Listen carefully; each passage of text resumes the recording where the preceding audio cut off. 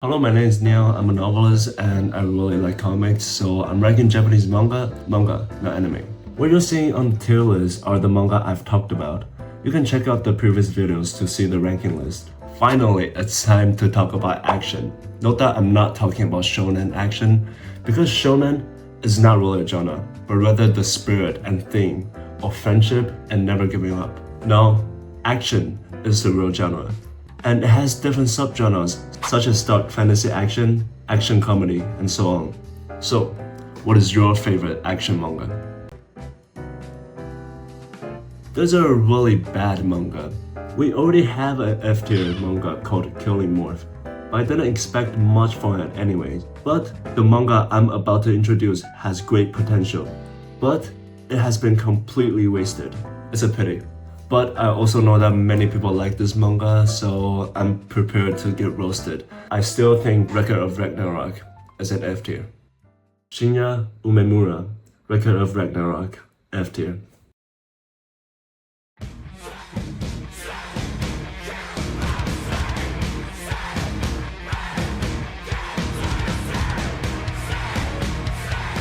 How can anyone like this manga? The premise of this manga is that the Valkyries turn themselves into weapons for humans to use, allowing humans and gods to engage in 13 one-on-one duels. If humans lose, they will be exterminated by the gods, and the gods naturally believe that humans are no match to them. However, if humans win, it can prove the greatness of humans. The theme, the premise are extremely grand and exciting, but the author completely wasted the thing because this manga is terrible. Let me introduce the forever repeating structure of this manga. Humans and gods start fighting, suddenly enter one side's flashback, then the other side's flashback, continue fighting, and if one flashback isn't enough, they enter a second flashback, another fighter's second flashback. Shinya Umemura, can you have some originality? If you can't write a plot, just don't write a 1v1 duel. Do you think arena matches can only be conveyed through flashbacks? The setting is too inconsistent. Since human weapons cannot harm gods, the Valkyries who help humans turn themselves into weapons for them. When I saw that Sasaki Kojiro had two special weapons because of that one special Valkyrie who has two personalities, I was very thrilled. And I assumed that other Valkyries would be the same, changing into weapons based on the characteristics of both the Valkyries and their users.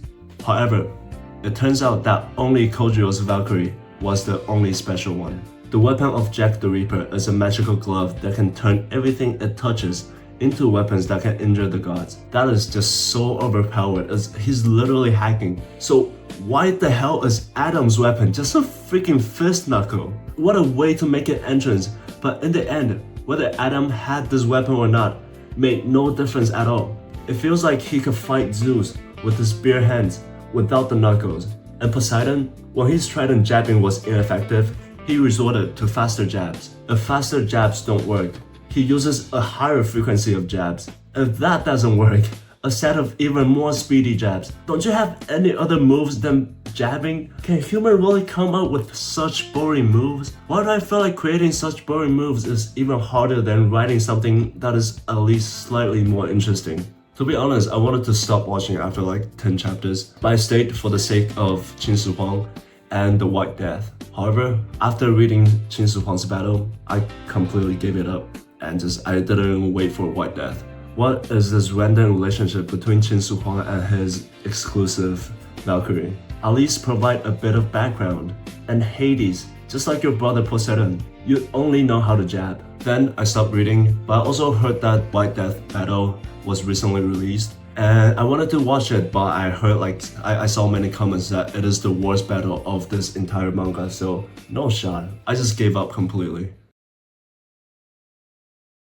The next manga is one of the most common genre in Japanese manga. It's action comedy. Since it's already a common genre, it must stand out in the plot, but it doesn't. It sets a new standard in the action aspect. Personally, my number one action is Berserk, because Berserk is truly unmatched by humans.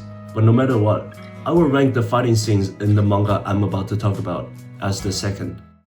Yudo Suzuki, Sakamoto Days, C tier. Why when I say the fight scenes are amazing, yet I still rank the manga as only a C tier, because the story is really bad. Sakamoto Days tells the story of a top assassin who retires for his wife and daughters, encounters a fan of his, and plot goes nowhere, lacking a clear main direction. You might say that Sakamoto indeed mainly fought against the team led by X, or Kei Yuzuki, but Yuzuki's flashback is just super trashy. As for the audience, we have no idea why he wants to destroy the Assassin Association. We have a vague understanding of his goal, but his motive? That's it? Because Yuzuki, as the villain, has an unclear, boring, and unconvincing motive. It makes the audience wonder what the protagonist's motive is and what he is fighting for. This is because in most fiction stories, there is a mirror lying between the protagonist and the antagonist. If you don't believe me, just take a look at Batman and the Joker. They are both driven by the same motives, both use violence, but they just have opposite beliefs. Guts and Griffith. Legit, they're the same person again, but just have different goals. And look at The Silence of the Lamb, Clarice and Hannibal. In Hunter x Hunter, the protagonist and the antagonist never even met, except that one time where they didn't even exchange eye contact. Yet Gon and Marion remain reflected images of each other, two sides of the same coin. The protagonist and the antagonist should project the same issue, express different ideas, and then use similar methods to prove that they are right. Only in this way we can get some depth between the protagonist and antagonist. Therefore, if you want to write a story, I suggest you find a way to make the audience say that, damn, the protagonist and the antagonist, they're like the same person, to achieve the effect of 1 + 1 = 2. So is there any connection between Sakamoto and Yuzuki? Apart from their mutual acquaintance with Rin and Akka, the issues they project are completely unrelated. Sure, Sakamoto is fighting for his family, and Yuzuki lost his loved one, but Yuzuki's portrayal of the lost love is really unconvincing. How can the audience believe that the protagonist and the antagonist have similar motivations? There are many characters, no problem, but almost none of the characters have their role. I really hate this kind of character setting, where the purpose of this character's sole existence is to fight against the secondary villain. Then another character only exists to fight another villain, because it's impossible for the protagonist to fight all the villains alone. But if I were to write, I would rather have the protagonist fight all the villains, instead of creating unnecessary characters that lack depth, characters that just are not interesting at all. Many characters in Sakamoto Days feel like they exist solely to make up numbers, and there is more than a dozen of them. The character setting is also very inconsistent. The organization, Order, was originally a villain-like existence, the kind of villain who would kill people if they ate some onions. Later, this guy, he's transformed into a gentle mother figure. I really like this character, Shishiba. He has depth, emotions, and meaning to exist, but he is too different from his previous setting. The author really has no creative process at all. This kind of improvisational creation is perfectly fine, but first, you need to know how to improvise. And the author, Yudo Suzuki, he does not know how to improvise at all. So many settings and characters change radically, not through character development, but just randomly. And even some crucial characters in the early stages just disappear for more than 100 chapters. Improvisation does have some rules. If you want to know how, I can make a separate video talking about it, because improvisation is my strongest skill. After discussing the bad parts of Sakamoto Days, let's discuss the good parts. And the only good part is the action, framing, storyboarding, and composition.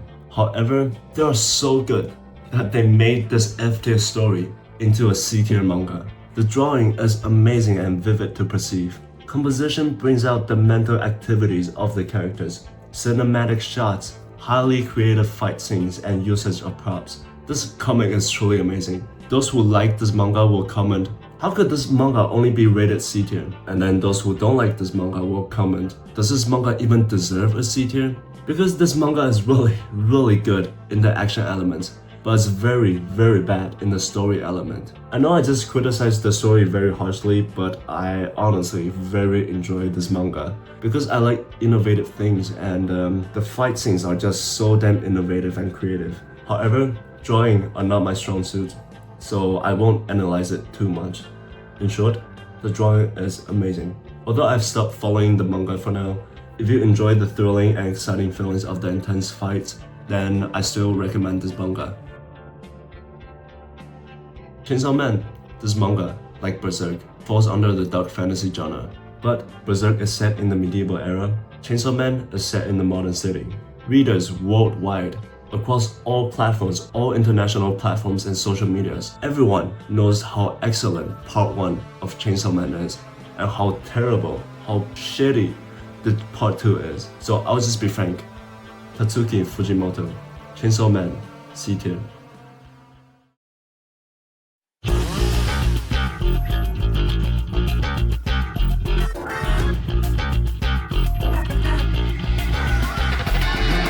Part 1 is a B tier, almost an A tier, while Part 2 is D tier, almost an F tier.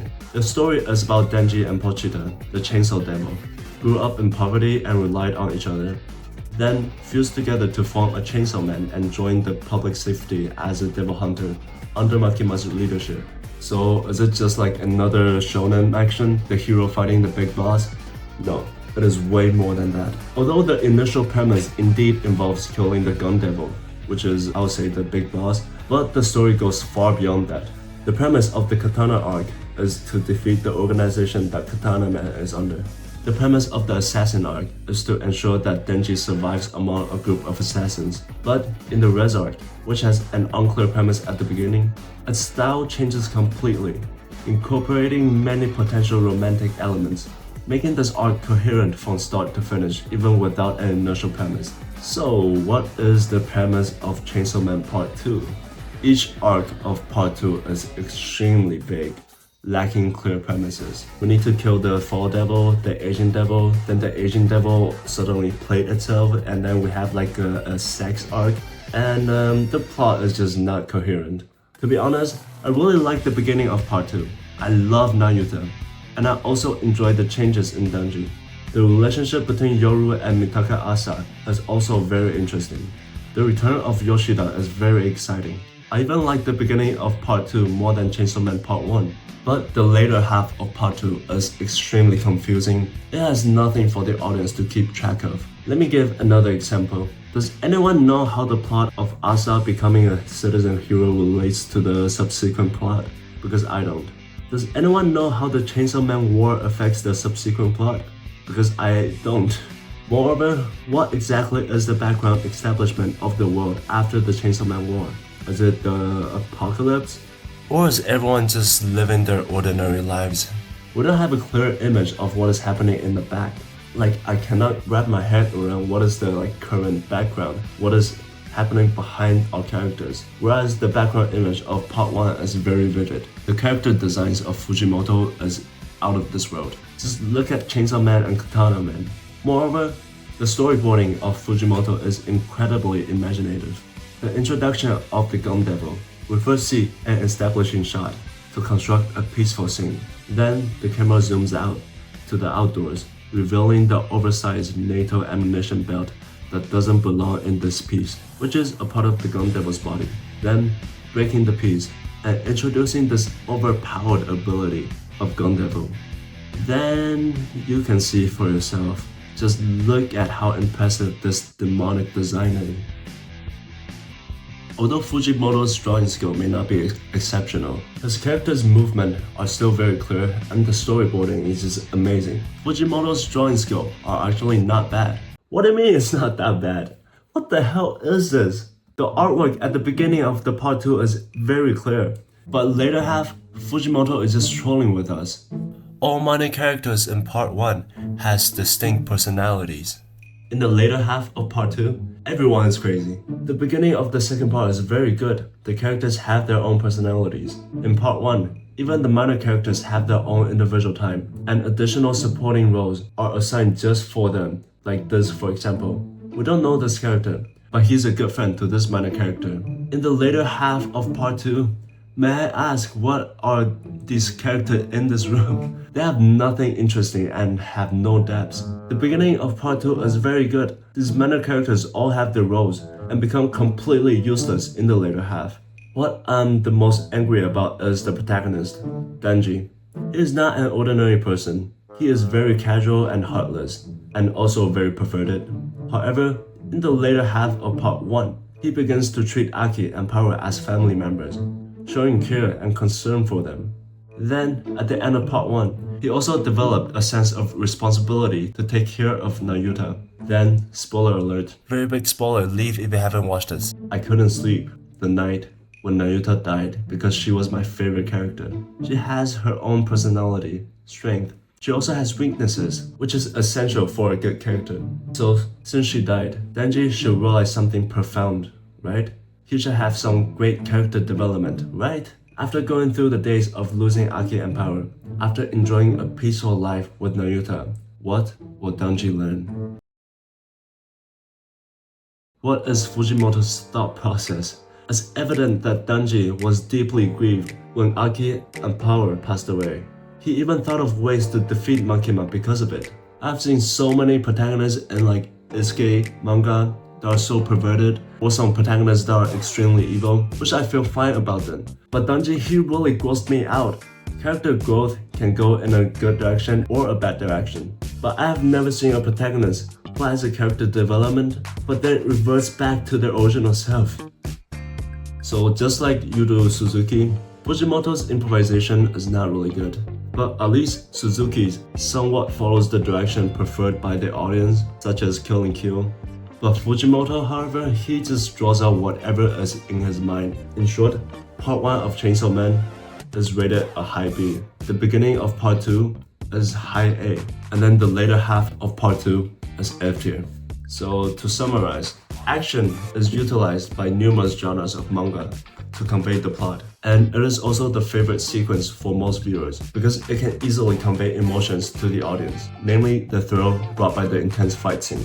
If you intend to write action scenes, do not sacrifice story for action, nor give up other more intricate yet more effective emotional devices, because conveying emotions is paramount in fictional stories. Otherwise, the story will be very bland. And that is exactly why I abandoned Sakamoto Days. And I don't even miss it, not even in day 1 after abandoning this book. If you're interested in seeing specific ways to convey action, then I have some experience. I'll create a separate video specifically talking about how to create action scenes. And that's it for the video. Thank you for watching. I'll see you next time.